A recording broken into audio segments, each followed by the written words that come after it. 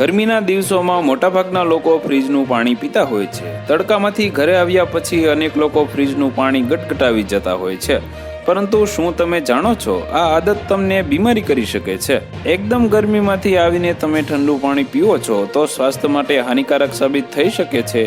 આમ તમને પણ ફ્રીજનું ઠંડુ પાણી પીવાની આદત હોય તો સતર્ક થઈ જાઓ. ફ્રીજનું ઠંડુ પાણી પીવાથી વજન વધી શકે છે અને સાથે બીજી પણ અનેક તકલીફો થઈ શકે છે. તમે વધારે ઠંડુ પાણી પીઓ છો તો ગળામાં દુખાવો થઈ શકે છે.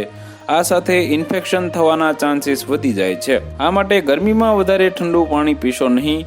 ઠંડુ પાણી પીવાથી પાચનને લગતી અનેક તકલીફો થઈ શકે છે. ઠંડુ પાણી પીવાથી કબજિયાત જેવી તકલીફો થઈ શકે છે. આમ તમને કબજિયાતની તકલીફ પહેલાથી છે તો તમે ઠંડુ પાણી પીવાનું ટાળો. પાચન ખરાબ થવાને કારણે ગેસ અને એસિડિટીની સમસ્યા થઈ શકે છે. તો વધુ માહિતી મેળવવા માટે ચેનલ સાથે જોડાયેલા રહો. વિડીયો પસંદ આવે તો લાઈક કરી દેજો. ચેનલમાં નવા છો તો સબસ્ક્રાઇબ કરી દેજો.